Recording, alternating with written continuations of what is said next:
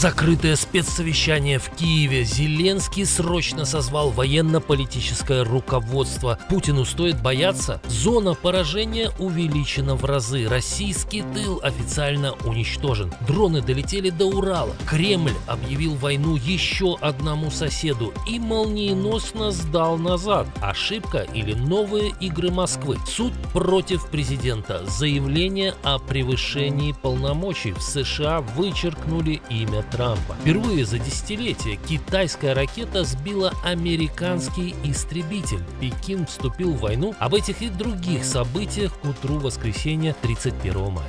Доброе воскресное утро. Спасибо, что начинаете день вместе с нашей командой. Это правильный выбор. В студии для вас работает Олесь Корниенко. Мы начинаем.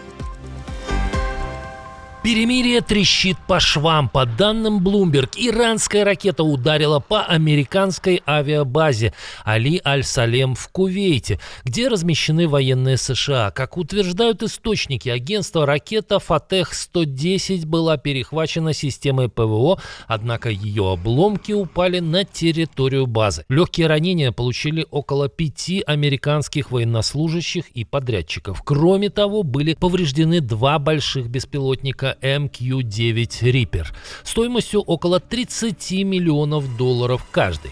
Один из них, по данным Bloomberg, был уничтожен. Удар произошел в момент, когда Вашингтон и Тегеран обсуждают возможное продление режима прекращения огня. Более того, The New York Times сообщает, что накануне Дональд Трамп после 2-часового совещания по нацбезопасности так и не принял окончательного решения по поводу нового соглашения с Ираном. Дмитрий Медведев решил добавить спецэффектов к своим угрозам. Бывший президент России, а ныне зампред Совета безопасности страны, опубликовал сгенерированный искусственным интеллектом ролик, адресованный европейским странам. Видео появилось после его резкого заявления по поводу падения беспилотника на жилой дом в румынском Галаце и повторяет его оскорбительные тезисы. За это, как и за теракт в Старобельске, напрямую отвечает разная типа Урсулок, Мерций, Макронов, Стармеров и прочие п***ни. Так что завалите х**бала. Это пока цветочки. Следом за этим обращением в видео появляются кадры российских стратегических ракет и сгенерированные напуганные лица европейских политиков. Премьер-министр Польши призвал коллег не игнорировать эти слова из Москвы, а также действия Кремля. Дональд Туск написал об этом в соцсети X. Польша, страны Балтии, теперь Румыния. Все больше и больше российских провокаций. Бывший президент Медведев заявил, что мирный сон граждан ЕС закончился.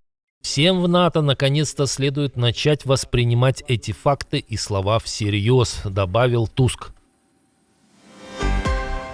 Глава Пентагона неожиданно заговорил о поддержке Киева. Во время форума по безопасности в Сингапуре Пит Хексет заявил, что Соединенные Штаты намерены сохранить способность Украины защищать себя и найдут способ для дальнейшей поддержки. По его словам, этот вопрос остается важным для американской политики безопасности.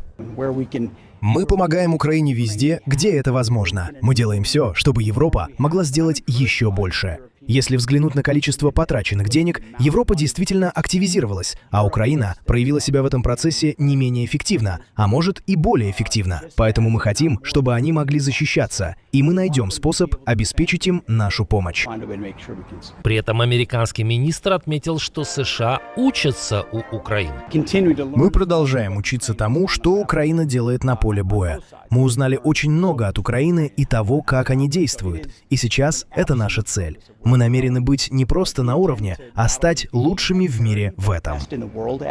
Иными словами, Украина для США сегодня не только союзник, но и источник уникального боевого опыта. А значит, несмотря на политические споры, Вашингтон не собирается оставлять Киев один на один с агрессором. Москва объявила новую войну еще одному соседу. Правда, речь о торговом конфликте. После того, как Россельхознадзор перекрыл границу для сельхозпродукции и цветов из Армении, ведомство взялось за еще одну страну уже из Центральной Азии. Москва объявила о запрете на ввоз овощей и фруктов от 10 компаний из Узбекистана, сославшись на нарушение фитосанитарных требований. Но все-таки Все-таки надо все это взвесить, посмотреть. Правда, вскоре произошел неожиданный поворот. Ведомство удалило свое же сообщение с сайта и фактически опровергло информацию о введении ограничений. Пыльца в голову ударила или что-то еще? Как думаете?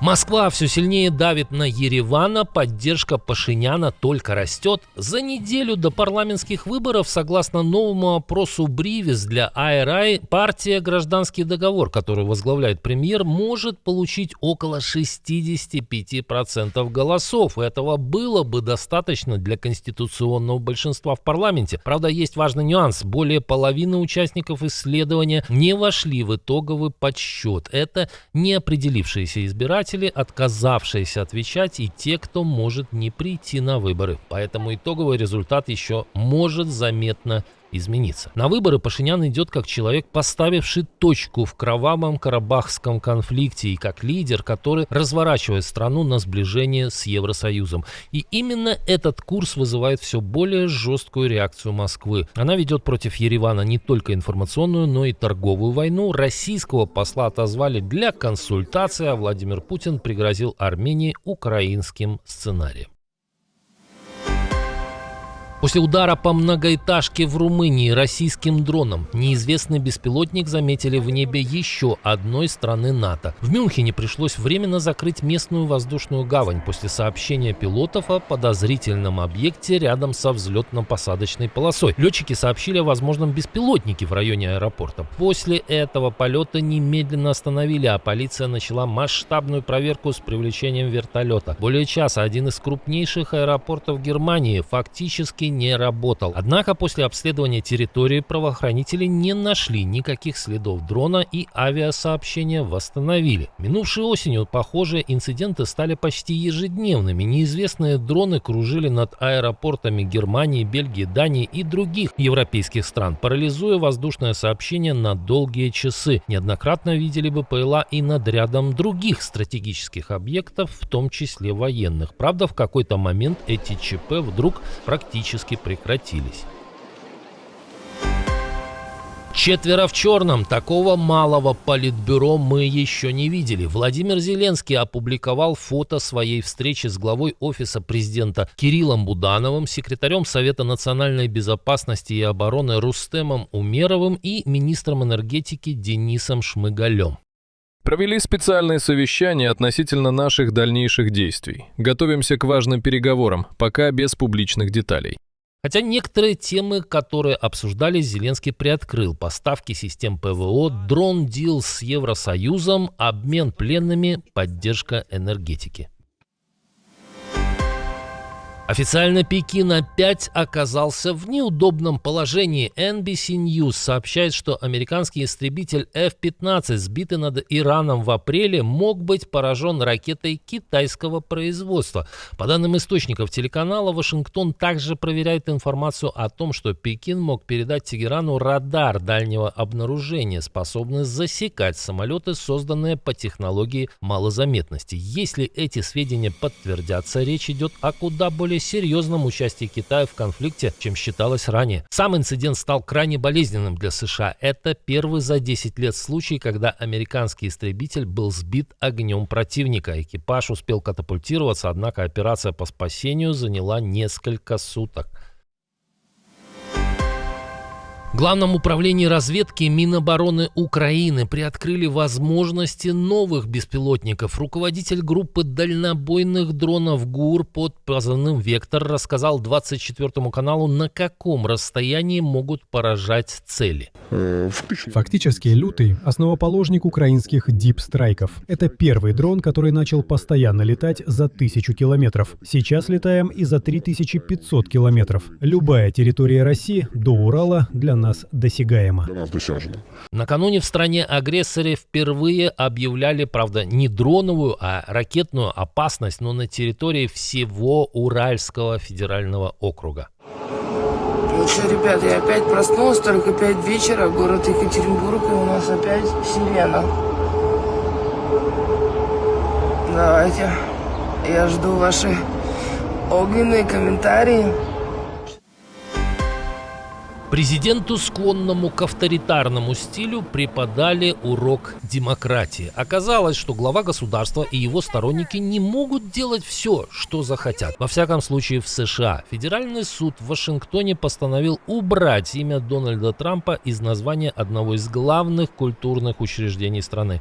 Судья Кристофер Купер решил, что руководство Кеннеди-центра превысило свои полномочия, когда добавило имя действующего президента к официальному названию. По закону изменить название может только Конгресс. Теперь все вывески и официальные материалы с упоминанием Трампа должны быть изменены в течение 2 недель. Кроме того, суд временно заблокировал планы масштабной реконструкции, из-за которой центр собирались закрыть.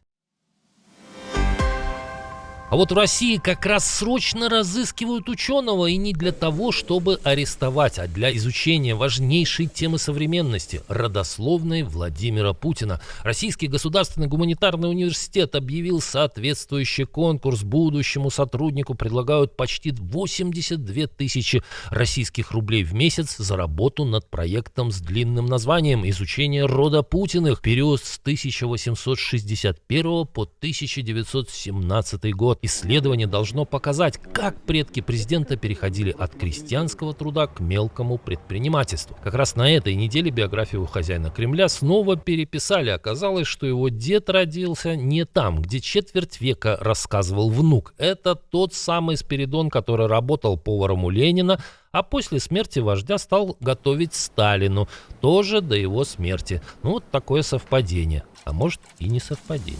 Спасибо, что досмотрели до конца. Увидимся уже вечером.